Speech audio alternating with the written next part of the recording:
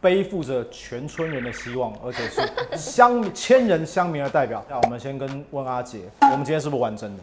绝对是真的，超级刺激，兴不兴奋？心脏快跳出来。3台摄影机对着你，对不对？对，没错。好，如果摆在同一组的话，那这个就不太 OK。那个有啦，上次说酒精度数不同，不能同一组，这是我们找的度数是一样，他又不要，你就是来踢馆的嘛，你对不对？你既然把我抬得这么高，我不踢馆谁踢馆？是。小李重重挨了欧阳老师一脚。这个盲评啊，除非我们是真的瞎了，才要把我们找来盲评。这一评就知道3号是黑的。哎呦，但是呢，不能因为说他黑，我们就说哦他是最好的。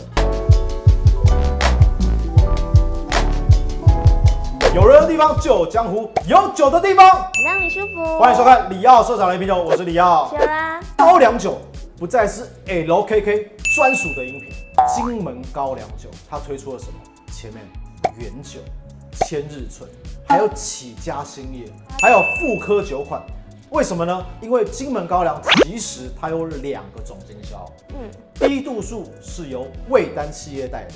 然后呢，高度数是由黑松企业当总经销，所以我刚刚念到了千日醇啦、起家兴业啦，还有首席原酒复刻版的这个酒款，全部都是黑松企业所负责的。但是味丹企业呢，它出了一个耳熟能详的叫战酒黑金龙，对不对？它出了这么多的高粱酒，就是要从你口袋掏钱呐，是不是？你为什么那么镇定？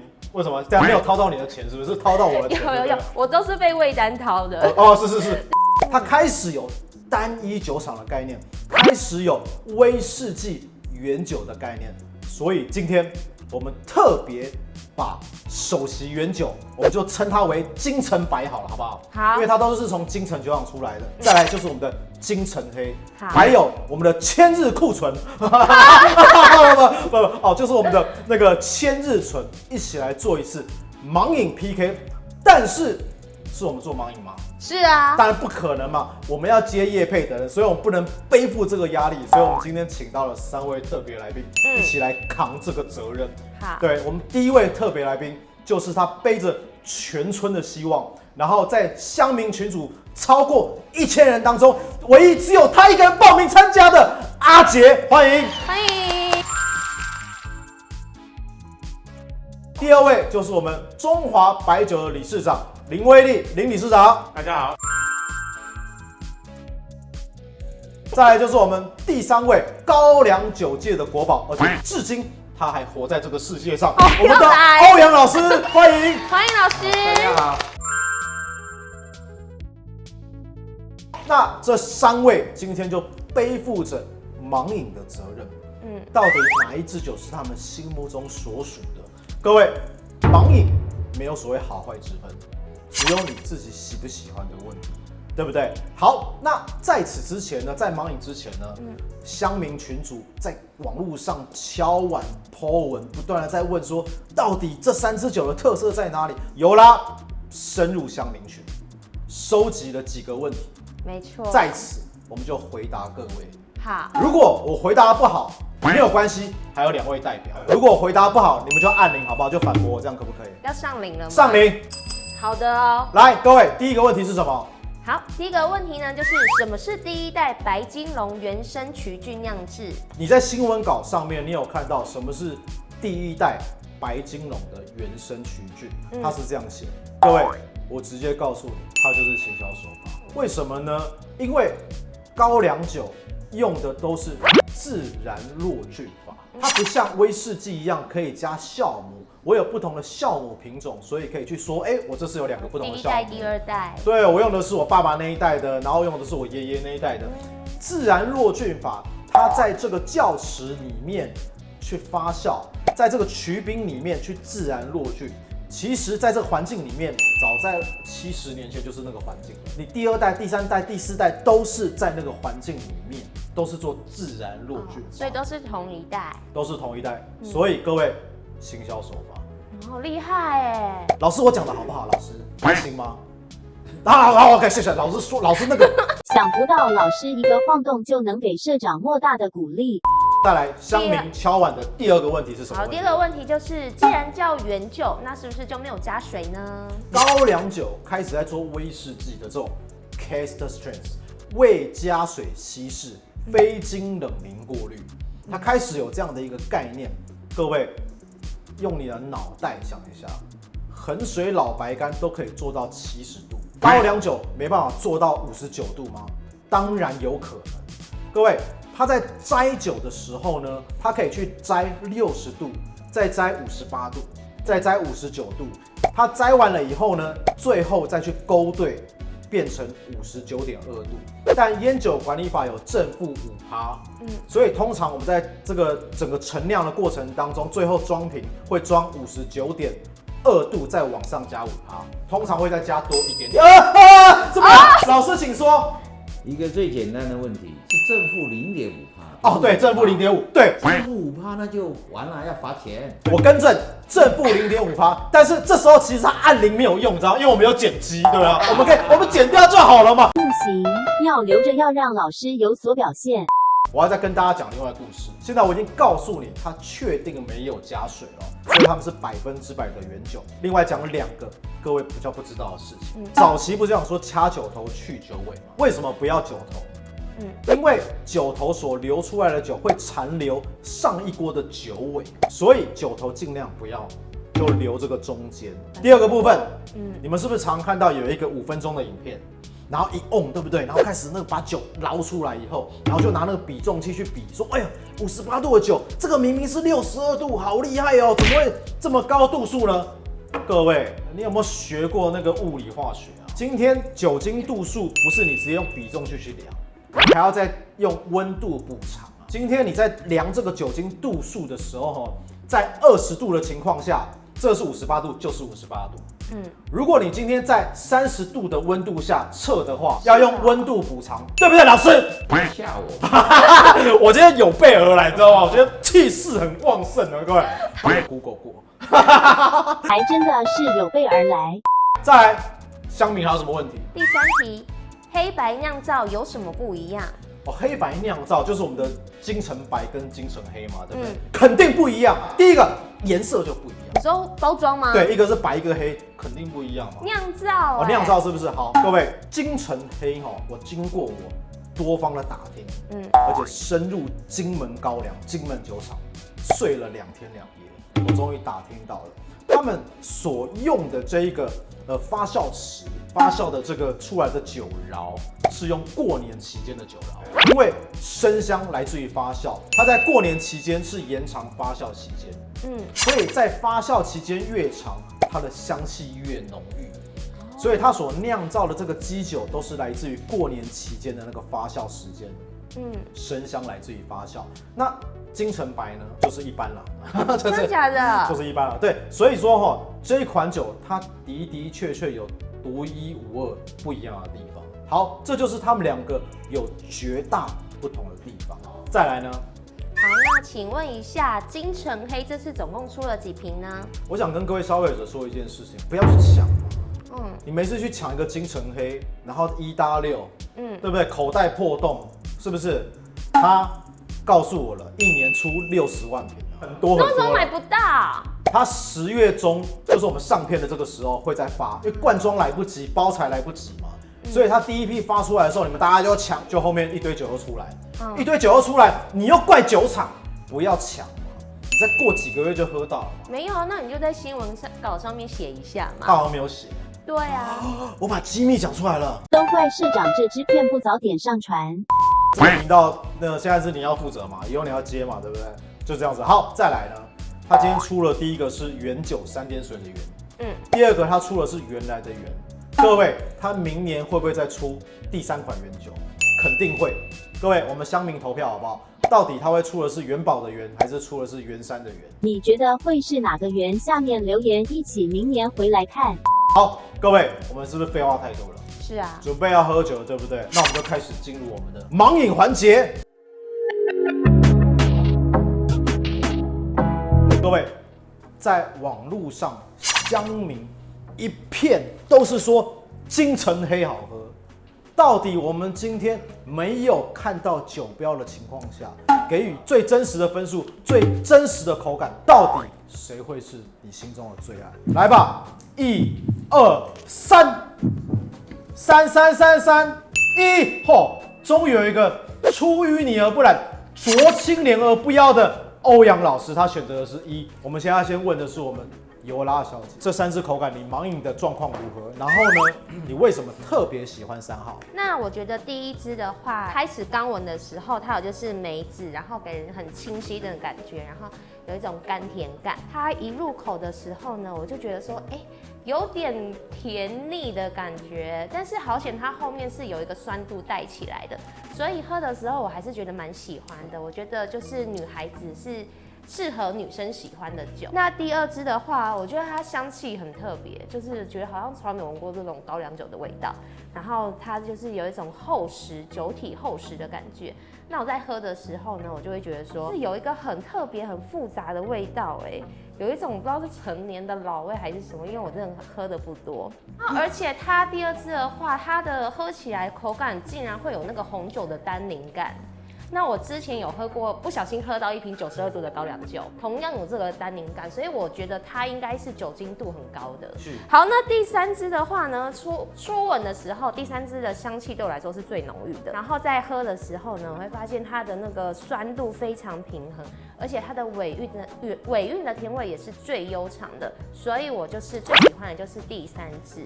OK， 我们尤拉选的是第3支，因为他觉得它余韵最悠长。好，再来就是我们的第2位。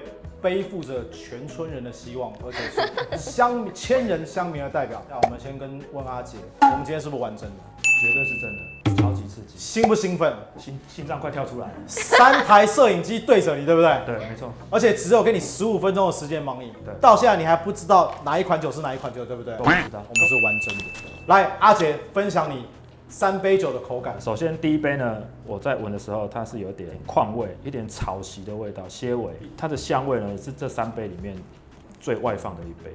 就口感上面来说呢，喝下去出场有一股有点像山泉水那种冷冽的感觉。那喝下去之后呢，尾韵短一些啦。我觉得这是第1杯。第2杯跟第3杯呢，我都很喜欢啊。第2杯在闻的时候呢，有一种甜甜的酱味，淡淡的还不错。然后喝下去之后呢，会稍灼热，但是它不刺激。我最后是选第3杯，因为它是所有里面味道最沉、最酸、香气最棒。我觉得之后有一种糯米的感觉会慢慢的散发出来，酱味也是最深的。那我个人就是选择第3杯，应该是我最喜欢的。所以你在这个盲饮的过程当中，在花钱掏钱。你会买第3杯？第3杯为主，但第2杯其实真的也不错。OK， 这是我们阿杰代表，阿杰他也选的是3号，跟尤拉选的一模一样。那我们今天的频道应该就可以到此为止了。后面还有2位是不是？再来是我们中华民国白酒协会的理事长林理事长，最喜欢第3号。那我还是讲一下1号跟2号吧。其实一开始呢，1号跟2号它的香气很接近。但是呢，放了大概几分钟以后，马上它的高下就出现了。那第1杯给我的感觉是比较好的，因为它的酒精感比较低，然后呢，它有些比较细致的花香，梅子，蜂蜜、柠檬这样的味道。那我这个喝的时候呢，它的口感也比较柔和，有点缺点就是它的余韵不够深刻。它是好处也是坏处，就是见仁见智。那第2杯呢，就是给我就是酒精感很强烈，口感也是一样，比较刺激强烈一点，然后带着新香料、坚果啊、苦甜味，甚至后味有那种咸涩的感觉。但是它带来的好处就是它的余韵很长，比较刺激一点。那这个有人很喜欢这样子，觉得这样子才够劲。那我是觉得，好像太刺激了。那这2个我正犹豫说，到底谁比较厉害的时候。算了，我先看第3杯，马上我就不考虑1、2号谁比较厉害了，因为第3号就觉得真的比较特别。第1个是它就很明显的乌梅酸梅的香气，有那种丁酸的味道。你看像我们吃那个酸菜，好，那它的放香也非常明显，就是你不需要等，它马上就是这个香气都是很奔放的，很持续。它酒精感却是很低的，它整体的酸度是比较高的，因为它余韵很长，它的长是这个。很平缓的，延续度很好，又不会过分的刺激我的味蕾。我觉得它很舒服，会想要再来一杯的感觉，所以我给了第3号，我最喜欢。所以其实林理事长他刚刚所分析的头头是道，但是总归一句，他还是抄袭前面2位，他还是喜欢3号，对不对？我们就都是选3号，我也是选3号，我好像也是3号，对。好，那唯独国宝级的高粱酒大师，他偏偏跟人家不一样。欧阳老师，请发表您的意见。这个3杯酒如果对于经常喝高粱酒的人来讲就是同一家公司的这个盲品除非我们是真的瞎了，才要把我们找来盲品，这一瓶就知道3号是黑的。哎呦，但是呢，不能因为说它黑，我们就说它是最好的。经营这个酒，面对的消费者，要经营消费者的忠诚度。你不能说你今天有60万瓶，然后你就创造了一堆人。可是你知道白金龙的爱好者有多少人呢？黑松面对白金龙要有4000万瓶的销售压力。所以老师，对不对？你刚刚听起来你斩钉截铁，你觉得3号是金城黑，那1号金城白。现在问题来了这个金城白跟这个千日醇这个千日醇卖的时候是千日醇，现在已经不是千日了，现在是2000日了，2000日了，这个问题好喝吗？不是这个问题就要来了。它包装以后，过了3年，它拿出来卖，卖给你之后，你摆的位置跟他摆的位置也不一样，所以千日醇的感觉可能不能当做一个结论，因为你不知道尤拉所买来的千日醇是在温室里培养的千日醇，还是饱受煎熬的千日醇。对，但是前面2个味道是比较像的，2个味道相近。这1号呢来讲喝起来比较有点味道。就我们是以白金龙爱用者的角度啦，我是酒研究所的，我是以我一个酒经营者来讲的话我不建议你这个跟我白金龙去混你可以另外一支，要不同组了如果摆在同一组的话，那这个就不太 OK。那个有啦，上次说酒精度数不同，不能同一组，这次我们找的度数是一样，他又不要，你就是来踢馆的嘛，你对不对？你既然把我抬得这么高，我不踢馆谁踢馆？是。小李重重挨了欧阳老师一脚。回过头来，你说第1支跟第2支，你觉得它味道比较相近，那口感的描述呢？你觉得第3支它的口感呢？如果撇开白金龙，那么它算是比较丰富、比较富裕，酸度什么都不一样的。那今天你们是喜欢它如果今天我们的题目是说喝出黑来，就好像我们一看就知道穿黑色衣服，他不黑谁黑嘛？喝出白来，那我不白谁白嘛？对不对？金城黑、金城白就你们2个，那我就当金城武就好了。看来您是金。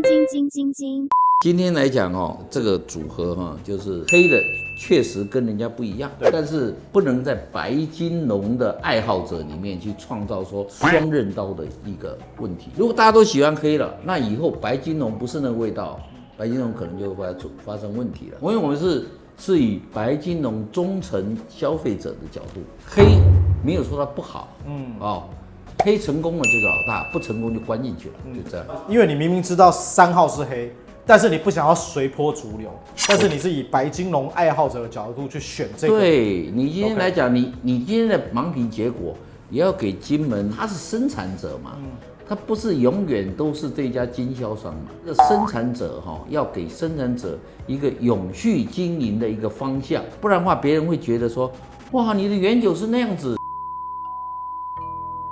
这我要剪掉。你虽然是国宝级人物，但是这频道是我的。